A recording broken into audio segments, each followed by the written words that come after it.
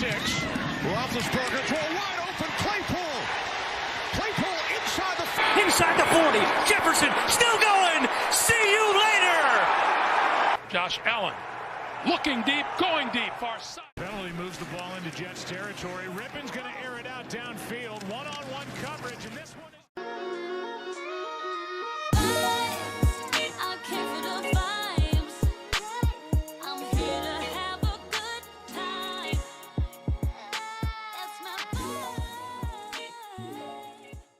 What's up, everybody, and welcome to another episode of Drop Balls Podcast. I know it has been a minute. I've been busy working, holidays, everything's been going on. So I've been busy. I've been lacking, though. I still got to come on here and give you all some content, so that's my fault. But I guarantee you I got a good episode for you all today. I hope you all enjoyed the holidays. Well, enjoy Thanksgiving.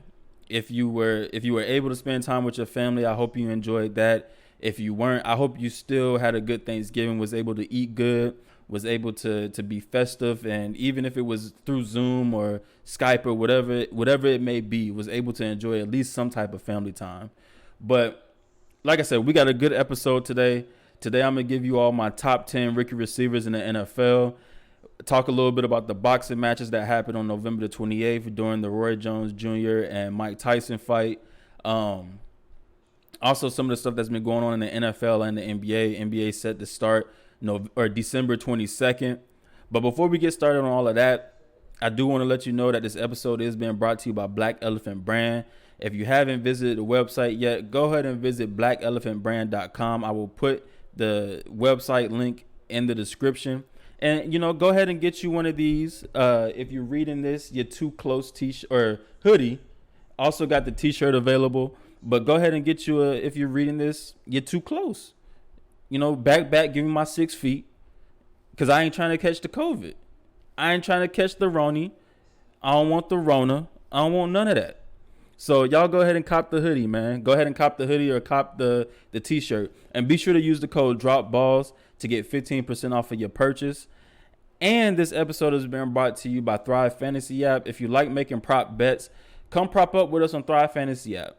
They take out all of the research because they only ask you about they only ask you prop bets about the top tier players in their respective sports. So like Patrick Mahomes, Tom Brady, Lamar Jackson, all of these players that are top tier in their respective sports. So come prop up with us. Make sure you use the code DROPBALLS20 because they will match you up to $50. So if you sign up, use the code DROPBALLS20, and then you make your initial deposit of $20, they'll match you $20. If you make your initial deposit of $30, they'll match you $30, so on and so forth, up to $50. I will put the link to the app in the description as well, so that way you just click the link, it'll take you to your Google Play Store. If you have an Android, it'll take you to iTunes or the Apple Store if you have iPhone. But anyway, let's get into it, man. So we had these boxing matches on November the 28th, and first I'm gonna start off with Roy Jones and Mike Tyson. That was the last fight of the night. That's what everybody was anticipating for those who watched or those who watched, afterwards. But it really didn't disappoint. At this point, these dudes are in their 50s, so we knew it wasn't gonna be the same kind of fight that it would have been when they were younger in their prime. And I believe Roy Jones was only like 3 or 4 years removed from boxing or something like that. Mike Tyson's been out of the game for about 15 years. But Mike Tyson still looked like he had some pop. He still looked like he was pretty technical with his his boxing style. He was able to move. You heard Roy Jones at the end saying that Mike Tyson, being hit by that man, it's still like he was feeling it. So Mike Tyson still got it, but he doesn't got it to the sense where I think he can go in and box some of these younger fighters. I believe for them two to fight, that's cool, but I also don't want to see them fight again, and that's kind of what it looks like they set it up for those two to fight again. At the end, they was asking Mike Tyson and well, first off, they set him up as a draw. It was a draw, so I believe Mike Tyson won that fight, but they said it was a draw, setting you up for a rematch. Mike said he was up for it. As long as it was Roy Jones he was fighting, he was up for it. Roy Jones said, man, I don't know. I'm going to go back, talk to the family. I'm going to, talk to my people, and we'll make that decision from there. But Roy Jones looked like he was like, nah, I'm done. But we'll see what happens. I don't want to see another one of their fights. I don't want to see them fight again. Like, there's no reason for them to fight again, to be honest. But also shout out to Roy Jones. He's a Florida boy just like me. So shout out to him for that. But I still don't want to see them fight again. It's no point in that.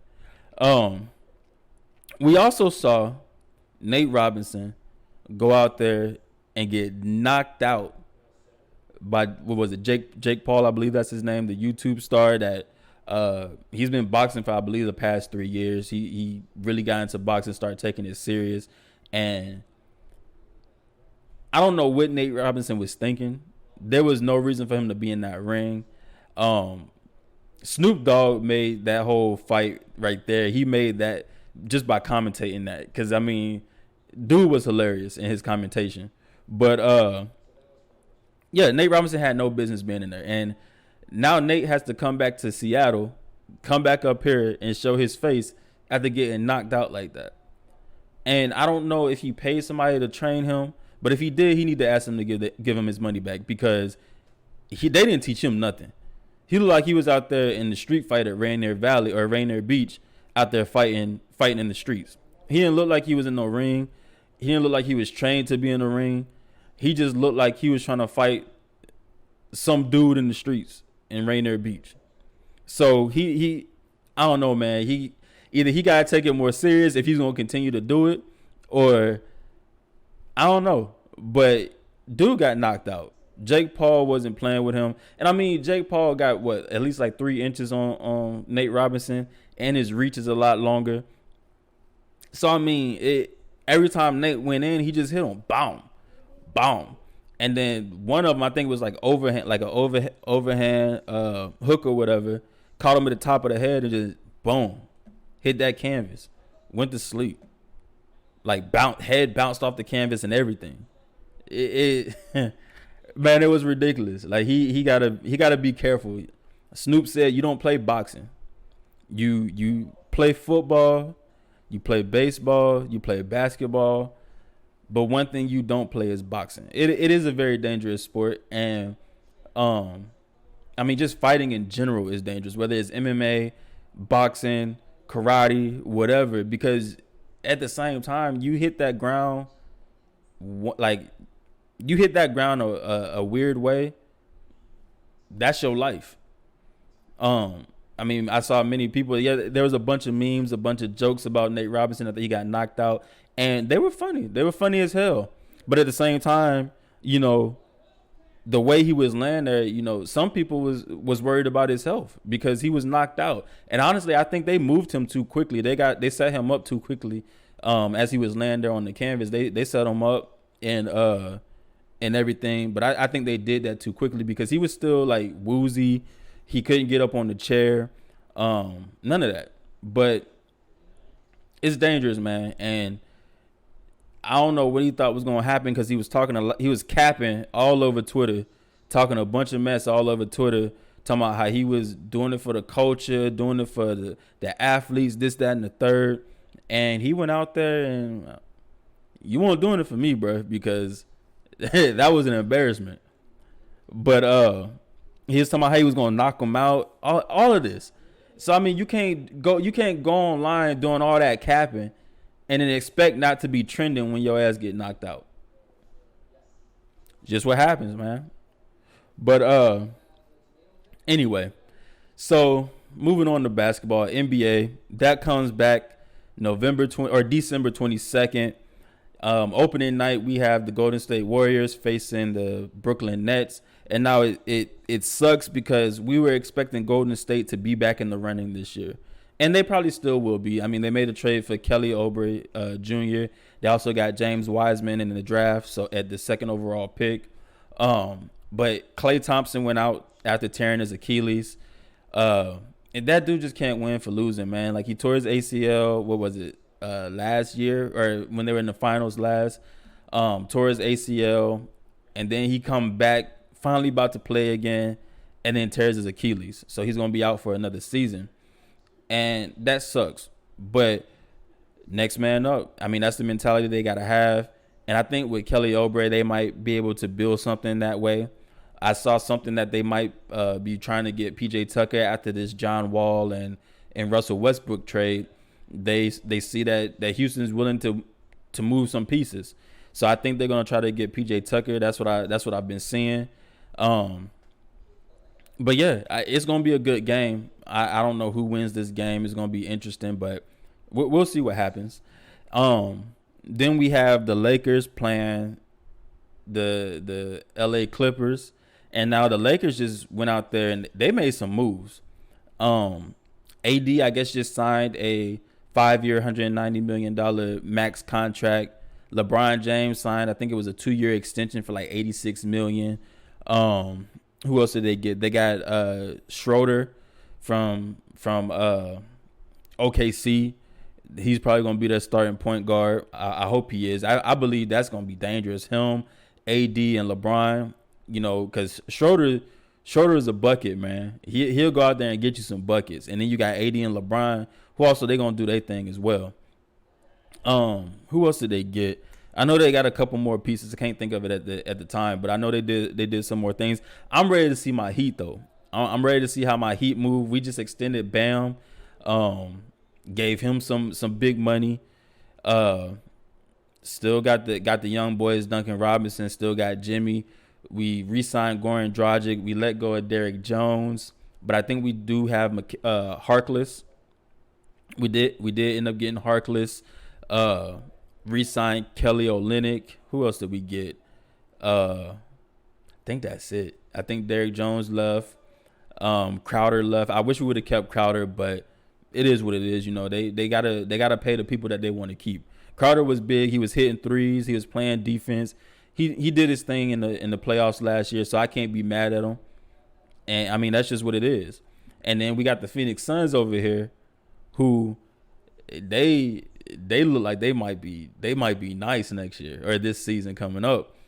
Chris Paul, Devin Booker, they got some big men.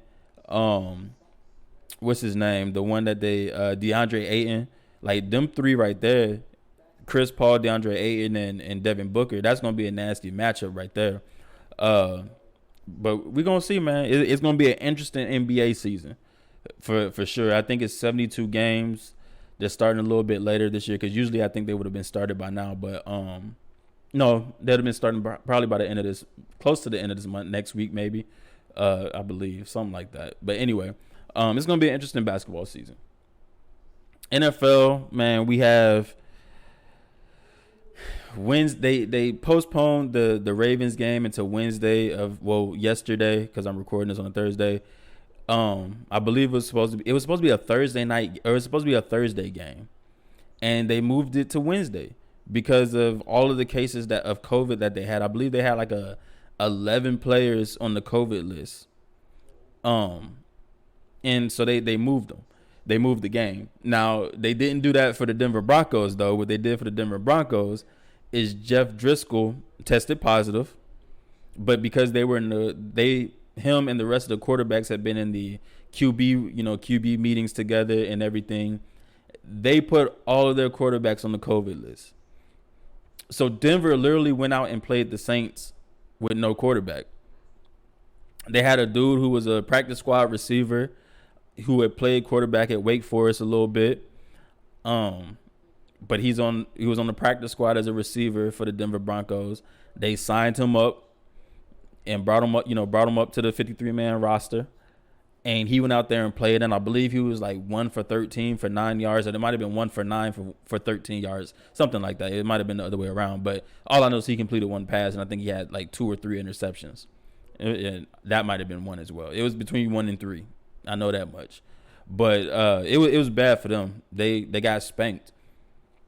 And I mean, Taysom Hill, we all know what kind of quarterback he is. I mean, he's not really your prototypical drop back and throw the ball. He's one of those running quarterbacks.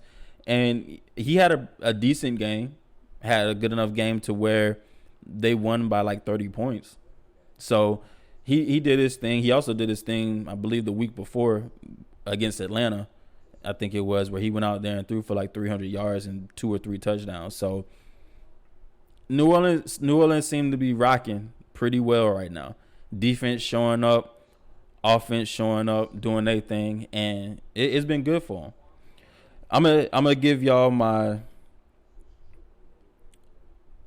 NFC, AFC players of the week. So AFC offensive player of the week goes to none other than Tyreek Hill, who had, I believe, 200 receiving yards in the first quarter against Tampa Bay.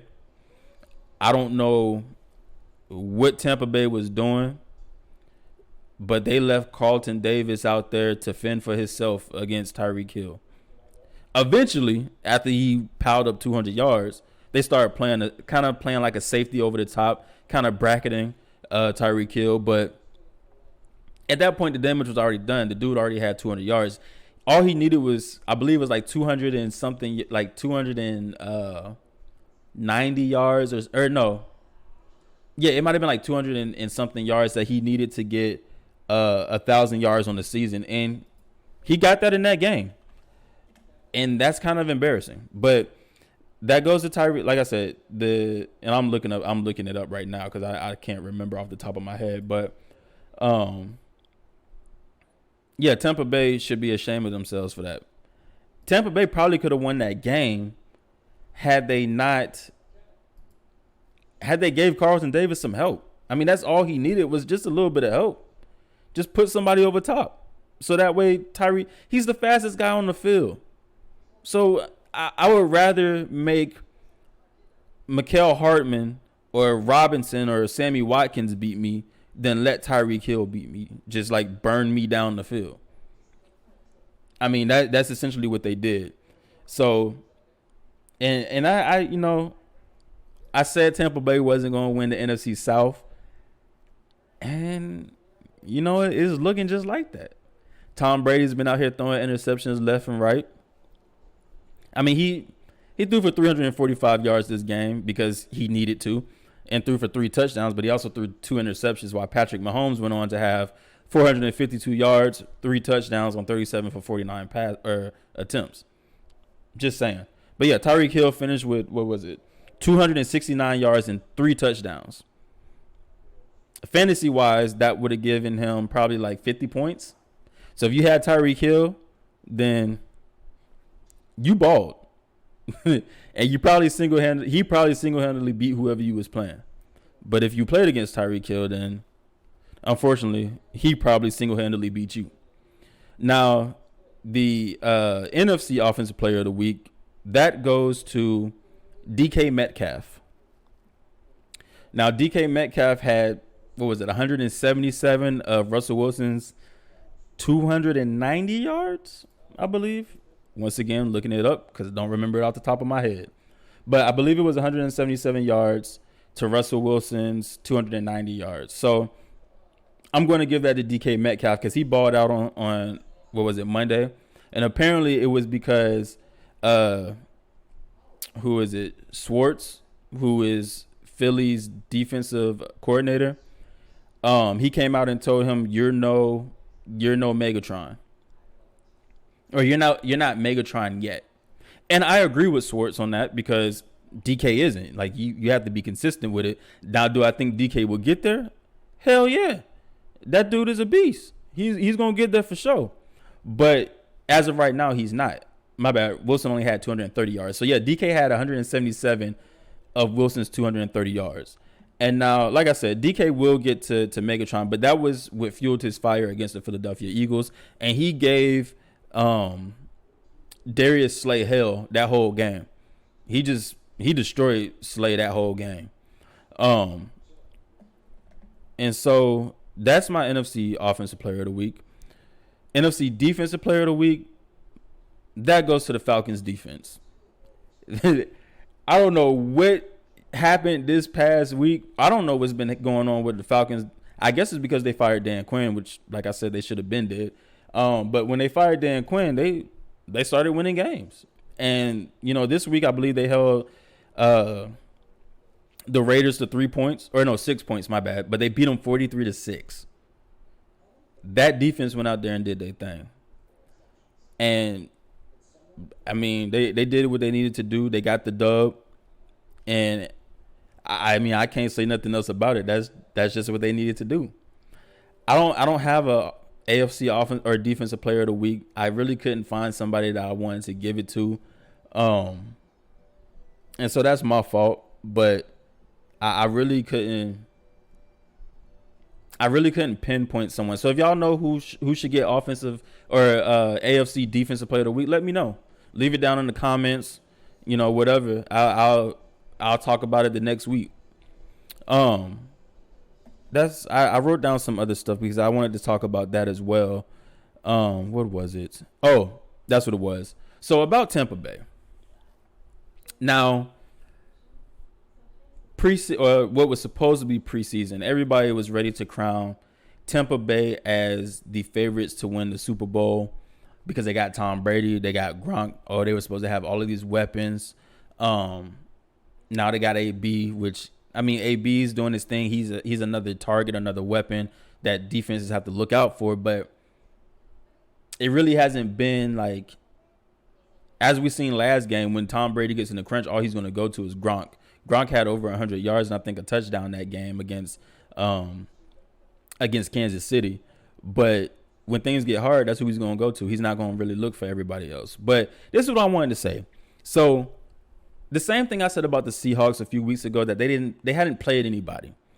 When they were 5-0, the teams that they beat, they had a combined record of 9-23 at the time.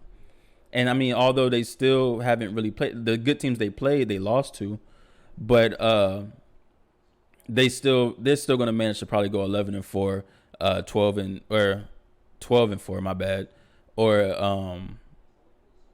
13-3. They'll probably end 13-3, 12-4, one of those. But this is the same thing I say about Tampa Bay. They haven't played anybody, and in the good teams that they did play, they lost those games. So let's look at the teams that they beat. They beat Denver Broncos, who are now 4-7, or is it 4-7?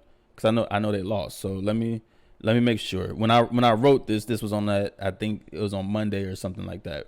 But I believe they are 4-7 because I believe I did all of that math. Yeah. So they're 4-7. They beat Vegas, who is now 6-5. They beat Green Bay, which was surprising, but Green Bay's 7-3. Or my bad, they're 8-3. They beat Carolina, who is now 4-8. And they beat Carolina twice, I believe. Yeah, they beat Carolina twice. Carolina's 4-8. They beat the New York Giants, who is leading the NFC least at 4-7.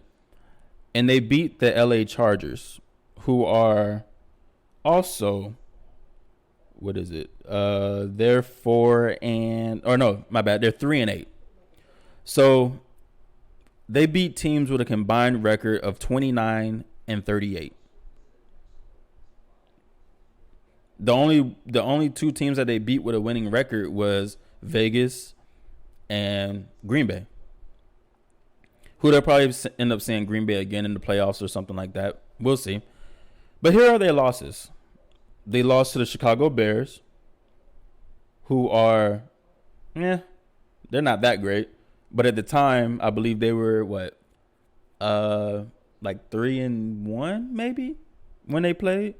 But yeah, Chicago Bears, who are now 5-5 or 5-6 because they just lost to Green Bay. They lost to the New Orleans Saints, who are 9-2. Lost to them twice. The last time was just an absolute ass whooping. They lost to the Rams, who are 7-4, and they lost to Kansas City, who are 9-1. So the teams that they have played that are good, they've lost to more often than not. So because like I said, they only beat two teams that had a winning record, but the other 3 teams that they played, 3 or 4 teams that they played that had a winning record at the time, they lost to. So they're combined. That record is about a combined 30-13, and they've lost those games against those teams. So it's like, are they really going to make it to the Super Bowl? Some people may still believe that. I never believed it. I never thought they were going to believe it. I thought having AB made them a more dangerous team, but I still don't believe they're going to make the Super Bowl, and they're damn sure not going to win the NFC South, like I said at the beginning of the year. But another team that probably won't make the Super Bowl is my Arizona. Well, they're not my Arizona Cardinals, but they were my pick to make it to the Super Bowl, and so were the Baltimore Ravens. But after looking at the AFC and how that's been going this year, and looking at the NFC and how that's going this year, Cardinals ain't making it, neither are the Ravens. Ravens just lost to the Steelers yesterday, and the Steelers are they're rolling. They're 11-0. They're still rolling. Now I think Baltimore is 6-5 now, or something like that.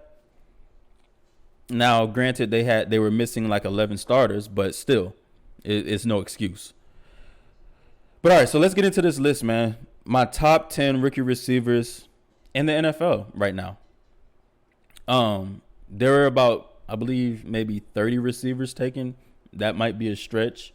But yeah, I'm naming off the top 10 because a lot of them have been disappointing this season. And some of it's because of injuries. Some of it's because they just not what we thought they were. And some of it is because of quarterback play. So let's get into it. So hold on.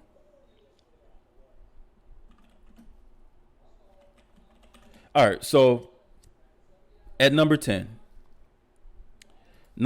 I have Henry Ruggs. Now, Henry Ruggs has been disappointing because they're not really getting him the ball.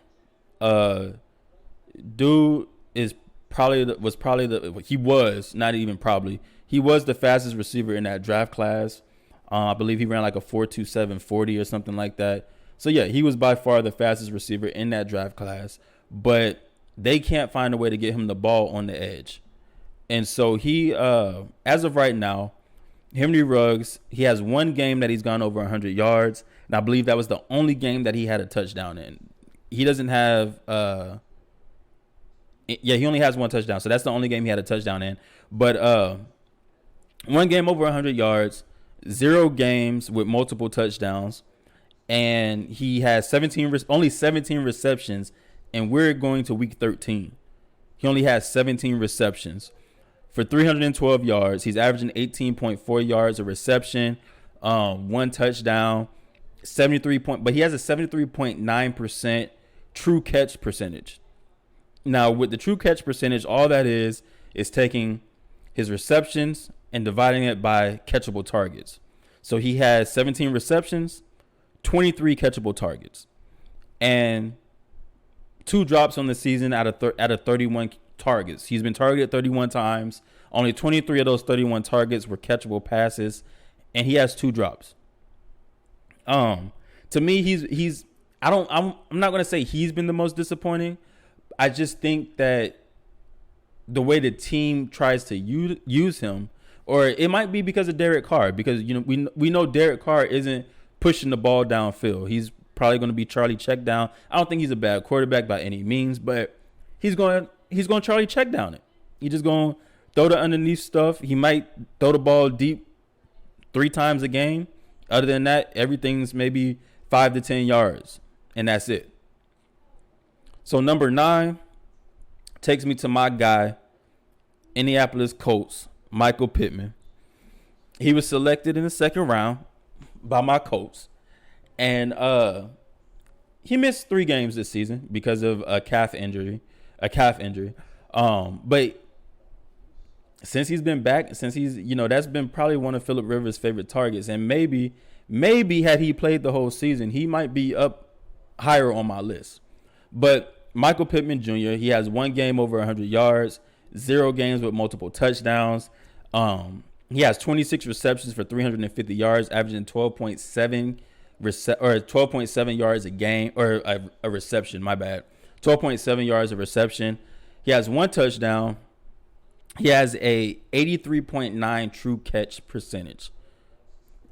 That's 26 catches, 31 catchable passes.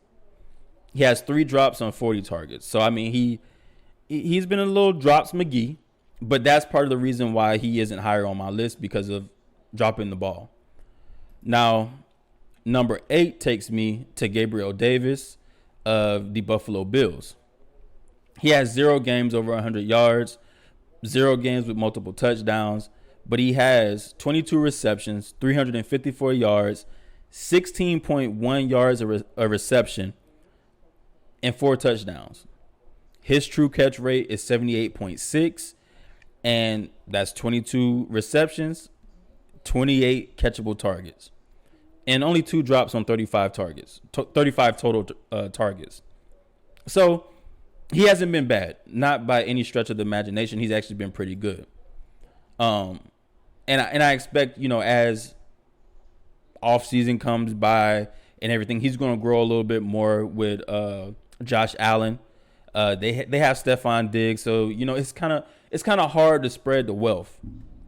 But he's going to grow more, and Josh Allen to grow more comfortable with him. But he's going to be he might end up being a really good receiver, especially for Buffalo the way they play. And if Josh Allen continues to develop, then I think he'll be a really good receiver for him. He's fast. I mean, he's good. Number 7 on my list is Brandon Ayuk for the San Francisco 49ers. My bad. And he's been good as well. Like, especially when Deebo Samuel was on the COVID list, hurt and all that stuff. They've been having a bunch of problems over there in San Francisco. But he has 1 game over 100 yards, 0 games with multiple touchdowns. He has 35 receptions, 446 yards receiving, averaging 12.7 yards of reception, 3 touchdowns, at 89.7% true catch percentage, 35 catches, 39 catchable targets. Only 1 drop in 57 targets. So, sure-handed and getting the job done. He actually reminds me a lot of Deebo Samuel. I also think that a lot of his issues stem from not having a true quarterback. Garoppolo's been hurt most of the season. Now, I'm not saying he's a true quarterback because I still don't believe in Jimmy Garoppolo. I got to see the consistency, and he ain't been consistent. But he's better than Nate Mullins. He's better than whoever, Beathard or whatever his name is. He's better than him as well. So we'll see when he comes back, if he comes back, or when he comes back next year, or even maybe before the end of this season. I believe the 49ers will be back to full health here soon. They already got Richard Sherman back. They already got Mostert back. They just don't have Bosa and I forget who the other one was that tore that ACL as well. But they should be close to full health before the end of the season. And they're trying to make a push to make the playoffs. So we'll see what happens. But I think once him and Garoppolo, or once Ayuk and Garoppolo develop a little bit more chemistry, things will be good. Even with Mullins, once they develop a little bit more chemistry, things will be good. Number 6 on my list goes to the Alabama product. He's another Alabama product that's on my list.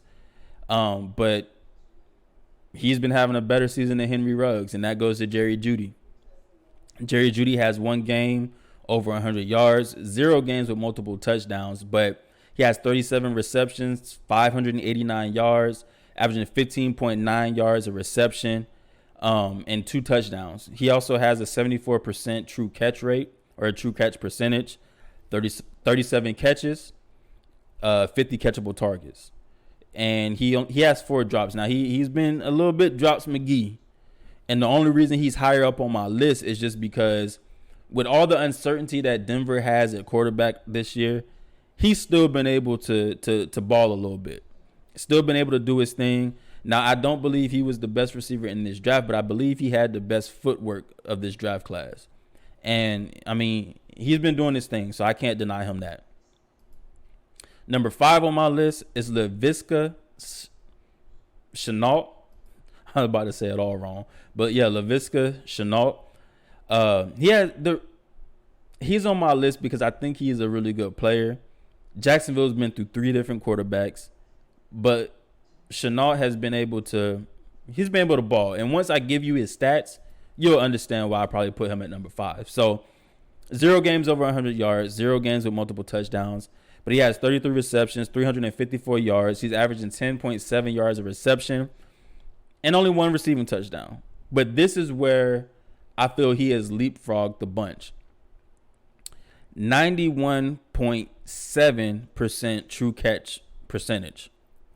This man has caught 33 of the 36 catchable targets that he's had. He only has 2 drops on 43 total targets. So he's been sure-handed for Jacksonville. So I have to give it to him. I have to put him at number 5, and I think he will be better, especially if he gets a quarterback in there. Number 4 goes to T. Higgins. Now, T. Higgins, he came on a little bit slow. I believe he was hurt. Was he hurt the beginning of the year? No, he actually has played every single game. Well, besides week 9, he didn't play in week 9. But okay, so T. Higgins, he came on a little slow. I don't think he played the first game, but he wasn't hurt, but he was there. But second week, him and Joe Burrow started developing a chemistry, and you could see it in the past few weeks. Before Joe Burrow got hurt, T. Higgins was getting a lot of targets. He was getting a lot of catches. And he was doing his thing a little bit. So T. Higgins, he's had 2 games over 100 yards, 1 game with multiple touchdowns. He has 48 receptions, 673 yards, averaging 14 yards a reception, 5 touchdowns on the season. He has a 76.2 true catch percentage. He's caught 48 of 63 catchable targets, and he has 0 drops on 76 targets. So he doesn't drop the ball when it hits his hands. So either the ball's being overthrown or, whatever, or I don't know, being knocked out, whatever. I don't know.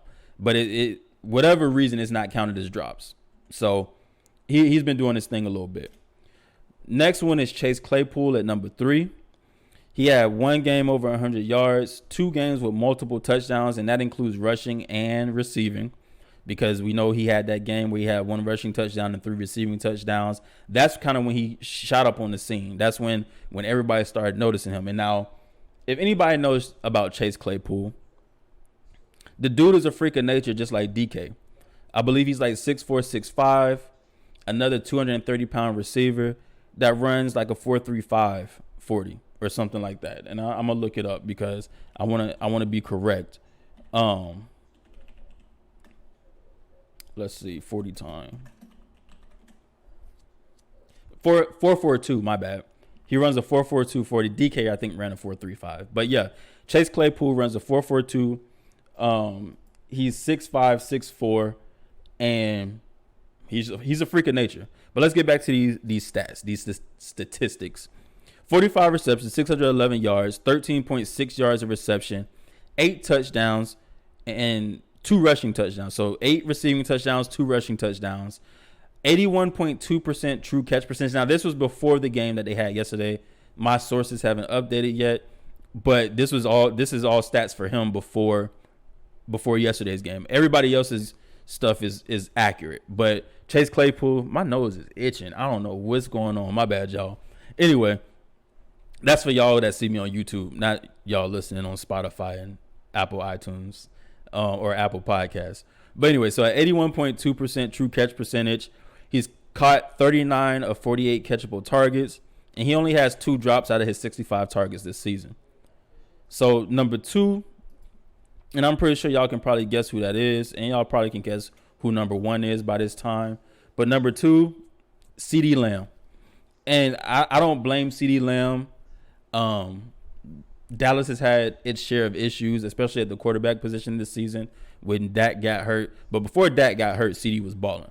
I mean, he's still balling, like he's still doing pretty good, but it's just quarterback play. That's all I chuck it up to.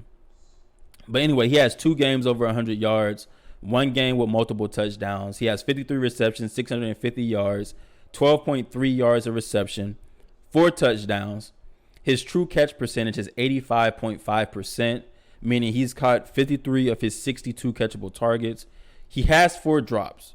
Now, this isn't any way keeping him from number 1, because once I get to the number 1 receiver, y'all will understand why he is the number 1 rookie receiver of this draft class. But 4 drops on 79 total targets. And now, I think if Dak was healthy, CeeDee would be having a lot better season. I think CeeDee would be close to 1,000 yards if Dak was healthy, if not already at 1,000 yards if Dak was healthy, because the way Dak was throwing that ball around. Now, granted, they were losing, and so he had to throw the ball, but the way Dak was throwing the ball around, he was getting it to receivers, man. Like, he was getting it to his people. But that takes me to number 1. So number 1 is none other than the LSU product, Minnesota Vikings, Justin Jefferson. The man has been absolutely going crazy this year. And I don't know if it's because he has Adam Thielen on the other side of him, but also I think he's freed up stuff for Adam Thielen, because Adam Thielen is getting back to his old self, and I think Justin Jefferson has helped with that because he takes some of the coverage. But Justin Jefferson, he has 4 games over 100 yards. He has 2 games with multiple touchdowns. He has 52 receptions, 918 yards. This is why I put him above CeeDee Lamb. He has one less reception, but almost not double the yards, but like 200 and something yards more. 268 yards more. Averaging 17.7 yards of reception, has 6 receiving touchdowns, and his true catch percentage, this is what else is crazy. His true catch percentage is 91.2%. He caught 52 of his 57 catchable targets. He only has 1 drop out of his 72 total targets. So out of 72 targets, only 57 of those targets were catchable. And he's caught 52 of those targets. So he's been doing the damn thing. And he catches little touchdowns and he do his gritty dance, head back to the sideline. But he's rejuvenated. He's helped rejuvenate that offense over there in Minnesota. I mean, they still have their issues, but because I believe they still have a losing record. But he's been a bright spot for them since he's got to Minnesota. And like I said, Adam Thielen has been rejuvenated a little bit. Dalvin Cook is out there doing his thing.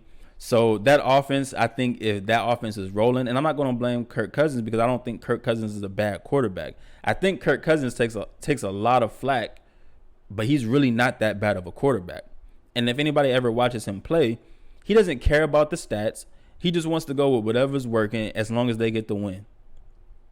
But if you go out there and ask him to throw the ball, he might get some turnovers, but what quarterback won't? I mean, not everybody is Patrick Mahomes. That's just what it is. But he has 2 solid receivers that he can get the ball to and can trust to make these catches, especially like Justin Jefferson is young, and I think he's going to be a problem. I think, the future is bright at the wide receiver position, not only because offenses are rolling, but also there's some talent out there on them edges. So you got Justin Jefferson. All the receivers I listed on this list, but the ones that really stick out to me: A.J. Brown, Justin Jefferson, DK Metcalf, Chase Claypool, what's his name? Calvin Ridley over there in Atlanta. Gage might end up being a nice little receiver. Michael Pittman, I think, is going to be a pretty good receiver over there in Indianapolis. Who else? I'm trying to think of who else is out here balling. Keenan Allen's still doing his damn thing. People forget about Keenan Allen like he's some chump.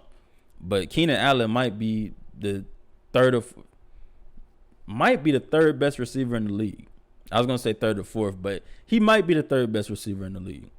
But yeah, I mean the receivers that are in the NFL right now, these young receivers that are in the NFL, bro, like these dudes are freaks. They're good and they're freaks of nature. Like they really are. You look at Chase Claypool, you look at DK, you look at A.J. Brown. A.J. Brown is like 6 feet, but he like 215 and solid. You look at Calvin Ridley. You just look at these receivers, and they're freaks. Like they're freaks of nature. So I think the receiving, I think that's a bright spot for the NFL, especially like I said with offenses, and then how these receivers are just how they're built now. They just different. DK is gonna get Megatron status. He's gonna get that status. Like I said, I've been calling him Thanos. He just snap away the competition. It's like it's nothing for him. Unless he's going against Ramsey, then Ramsey kind of shut that shit down. But he snaps away the competition, man. Like I want to see him reach 2,000 yards, and I think he can. It's just the offense has to continue to develop into a passing offense rather than a run first offense. And as we saw that at the beginning of the season, where it looks like that's where it was going, but then they reverted back to running the ball because Russ started turning the ball over a lot. But DK has still gotten, he's still gotten his stats. Like I said, he had 177 of Russ's 230. So I mean, he had more than half of Russ's yards receiving, or more than Russ's passing yards, or more than half of Russ's passing yards. But I don't know. We'll see. I just think DK he's going to be the next one up. Chase Claypool's going to be I think these receivers are just going to be really good. And in a few years, we're going to see a NFL with these young stud receivers that are breaking a lot of these records. I think DK will be the first to get to 2,000, but it's going to happen more often than not. I think so. I think every year we could possibly see a receiver with almost 2,000 yards. If it's like 1,900, 2,000, somewhere around there. That's my little spill on that. But for my MVP candidates, man, I still have Patrick Mahomes at number 1. I have Aaron Rodgers up there at a close number 2 because he's balling, he's doing his damn thing, and I believe they have all caught Russ in the touchdown category. But there is a new candidate for MVP that I have up here, and that's going to be Derrick Henry. You cannot sleep on Derrick Henry. He's balling, man. And, and I'm looking up his stats right now, but you can't sleep on Derrick Henry. Like I said, Aaron Rodgers, he's doing the damn thing. He's leading the league in touchdowns. Patrick Mahomes leading the league in yards, and he's only thrown 2 interceptions.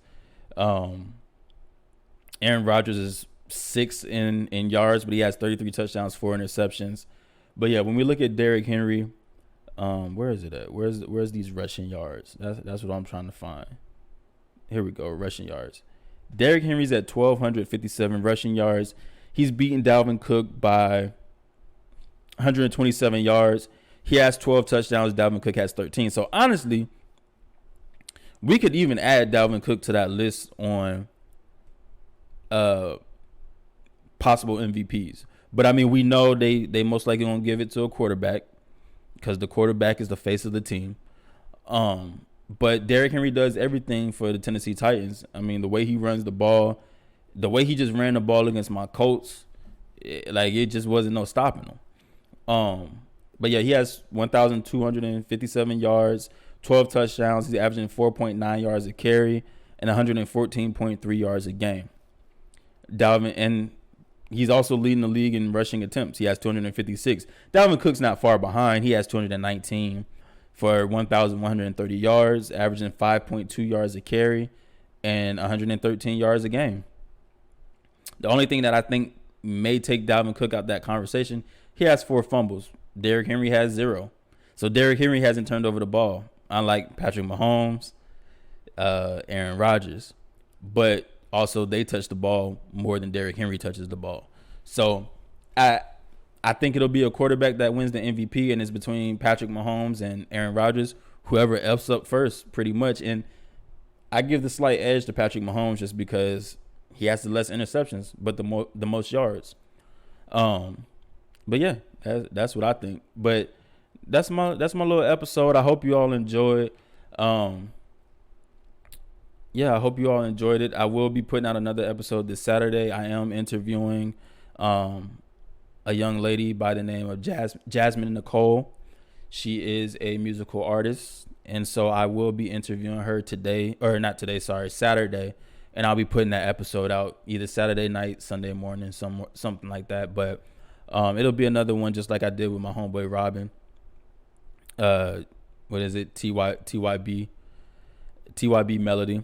So Jasmine Nicole will be on the show on Saturday, another musical episode, and I will drop my sports episode the following week after all of these games are over, because I think the last game is on Tuesday with the Ravens and Dallas.